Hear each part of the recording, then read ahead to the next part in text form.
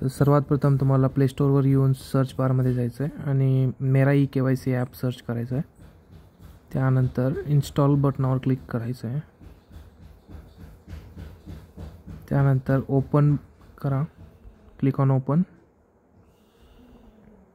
हा इंटरफेस ॲपचा दिसेल. परमिशन द्या.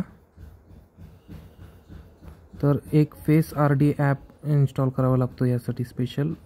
आधार फेस RD इन्स्टॉल दिस. हा ॲप इन्स्टॉल केल्यानंतर परत मेरा ई KYC ॲप ओपन करायचा, असं इंटरफेस दिसेल. त्यानंतर आपल्या सर्वप्रथम स्टेट सिलेक्ट करायची आहे. सिलेक्ट स्टेट महाराष्ट्र माझी आहे, तर मी व्हेरीफाय लोकेशन करतो. त्यासाठी मला लोकेशनवरून फोनची ऑन करावी लागेल. ओके, अँड व्हेरीफाय लोकेशन बटनावर क्लिक करायचं आहे. त्यानंतर आपला आधार नंबर जो आहे तो टाकायचा आहे. त्यानंतर जनरेट OTP करायचं आहे. OTP आला की तो एंटर करायचा आहे आणि खाली दिलेला कॅप्चर एंटरमध्ये टाकायचं आहे. जसा की तसा टाकला की सबमिट करायचं आहे.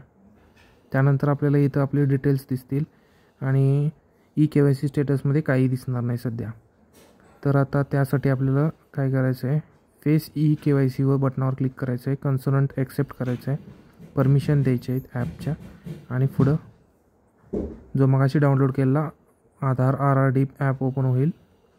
ॲक्सेप्ट टर्म्स अँड कंडिशन करून प्रोसीड बटनावर क्लिक करायचं आहे. सेल्फी काढून अपलोड केली की सक्सेसफुल स्टेटस म्हणून असं जनरेट झालेलं पॉपअप दिसेल.